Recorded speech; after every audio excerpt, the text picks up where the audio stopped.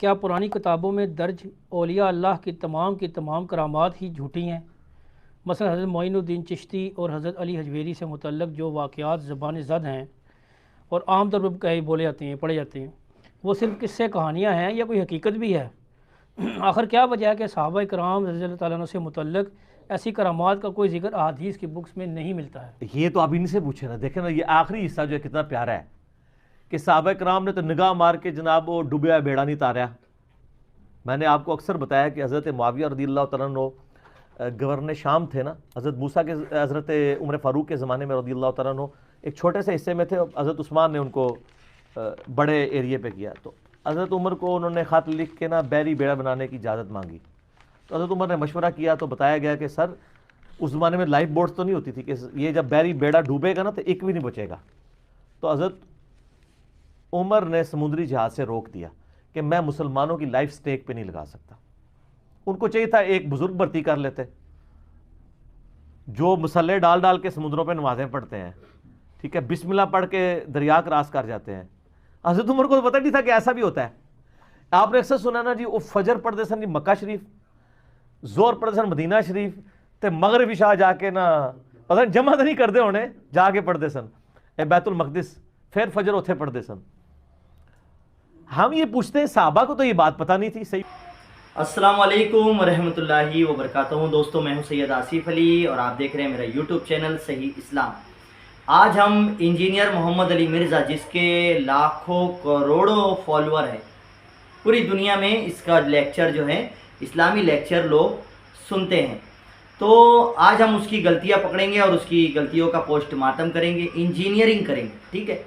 یہ لان تان کرتا ہے ولیوں پر، ان کی شان میں گستاخیاں کرتا ہے اور اپنے آپ کو بہت بڑا تیس مارخہ سمجھتا ہے، ٹھیک ہے۔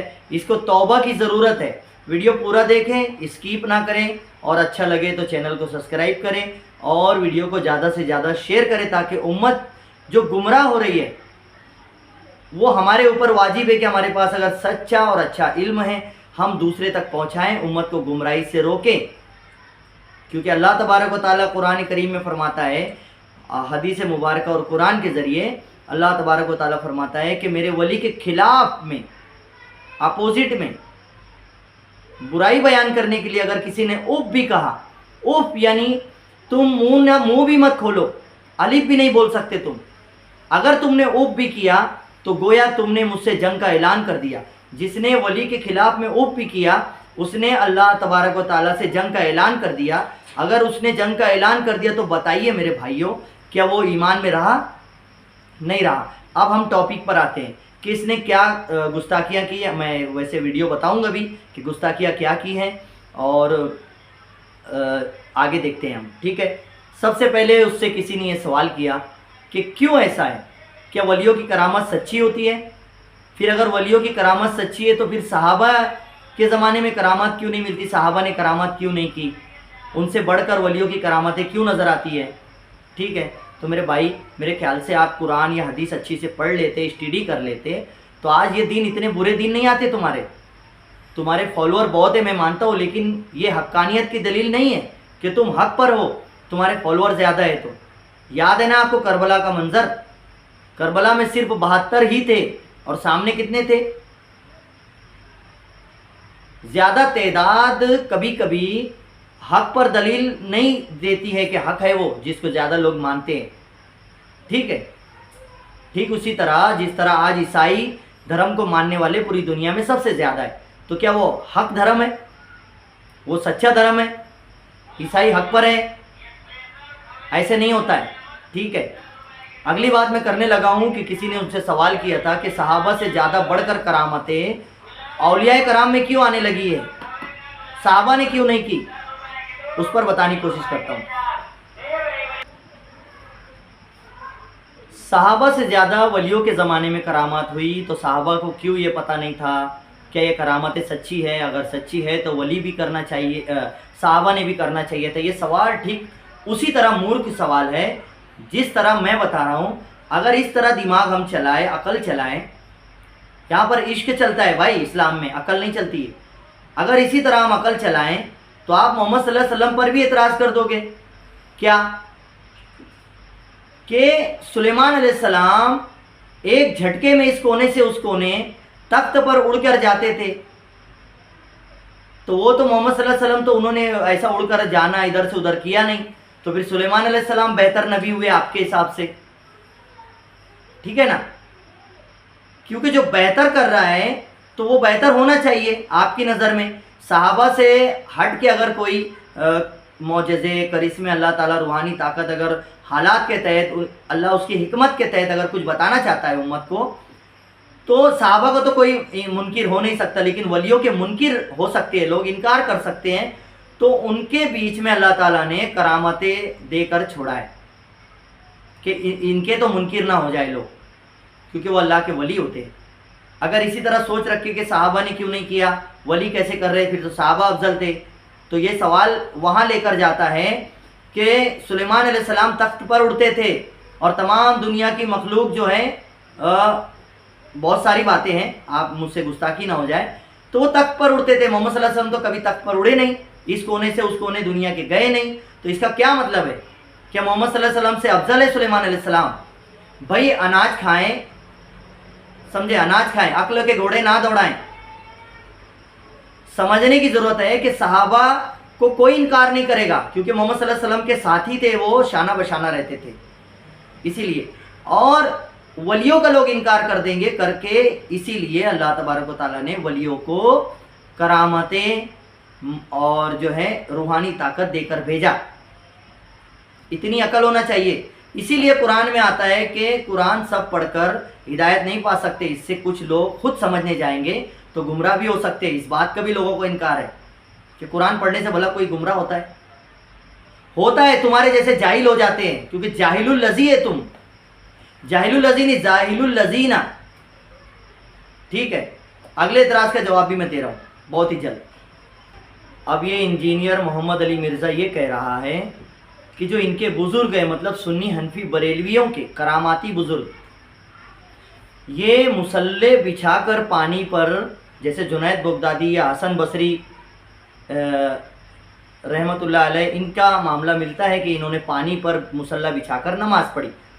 اب یہ کہہ رہا ہے کہ یہ غلط ہے، ایسا نہیں ہو سکتا، کیونکہ اگر ایسا ہوتا تو صحابہ بھی کر جاتے، ٹھیک ہے نا؟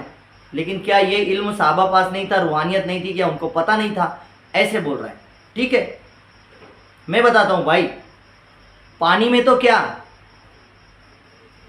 ولی ہوا میں بھی مسلح بچھا کر نماز پڑھتا ہے، پڑھ سکتا ہے ہوا میں بھی، پانی پر پھر بھی ایک سپورٹ ملے گا، وہ ہوا میں مسلح بچھا کر پڑھ سکتا ہے، سمجھے؟ وہ کیسے، ہوا میں کیسے؟ کیونکہ سلیمان علیہ السلام کا جو ملکہ بلقیس کا جو واقعہ ہے قرآن کریم میں، سلیمان علیہ السلام کے زمانے میں، دور میں، کہ انہوں نے یہ ملکہ بلقیس کے تخت کے بارے میں کہا کہ کون ہے جو فوراً مجھ کو اس کا تخت لے کر آئے، یہاں پر کم سے کم سمے میں ملکہ بلقیس کا تخت میرے دربار میں چاہیے۔ جنوں سے کہا، وہاں کی مخلوقوں سے کہا، تو ایک جن اٹھا سلیمان علیہ السلام کے تخت ان کے محفل سے، اور وہ جن نے کہا کہ میں لے کر آؤں گا، اور مجلس یا محفل ختم ہونے سے پہلے لے کر آؤں گا۔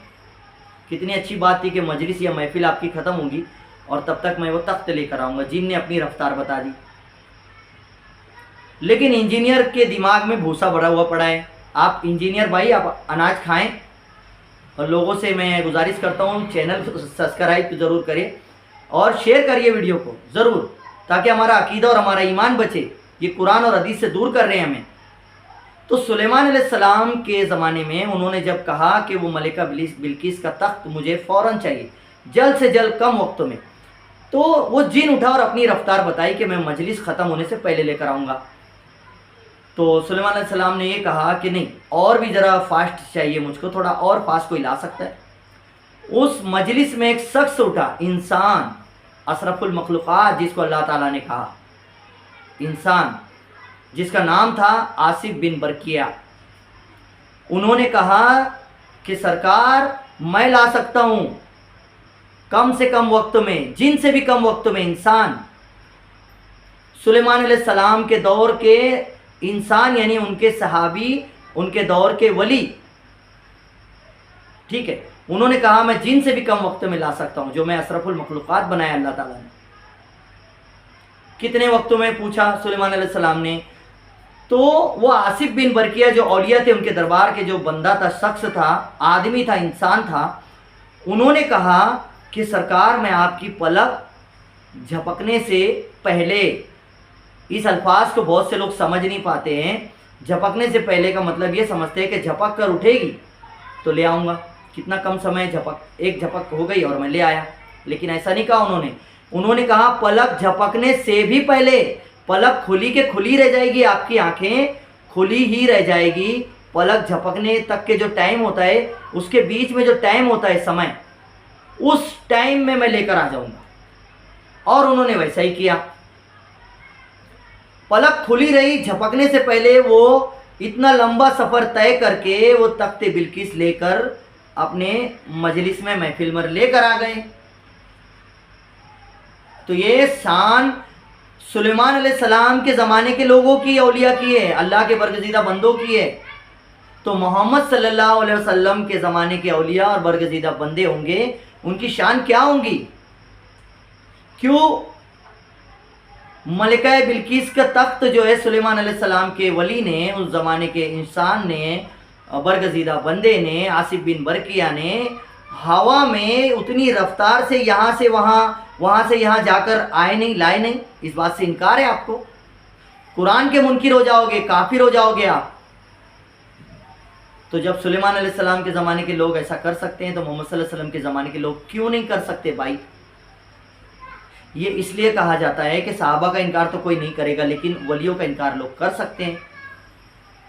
ठीक है, अगर आप जैसे अकल के घोड़े दौड़ाने वाले लोग उस ज़माने में होते, सुलेमान अलैहिस्सलाम के ज़माने में, या अभी भी गोबर भक्त, गोबर खाने वाले जिनके दिमाग में भूसा भरा हुआ पड़ा है, वो लोग ये बोल सकते हैं कि सुलेमान अलैहिस्सलाम के पास तो खुद अथॉरिटी थी, पावर थी, वो खुद इस कोने से उस कोने जा सकते थे, फिर वली से क्यों मंगवाया? क्या उनके पास ये ताकत नहीं थी? ये अकल का सवाल है, साइंसी सवाल है, ऐसा हम सोच सकते हैं।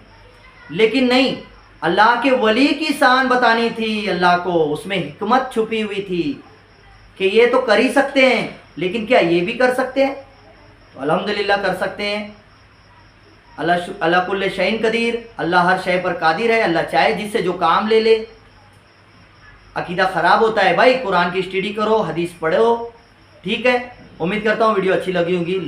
लाइक करें और शेयर करें, सब्सक्राइब ज़रूर करें।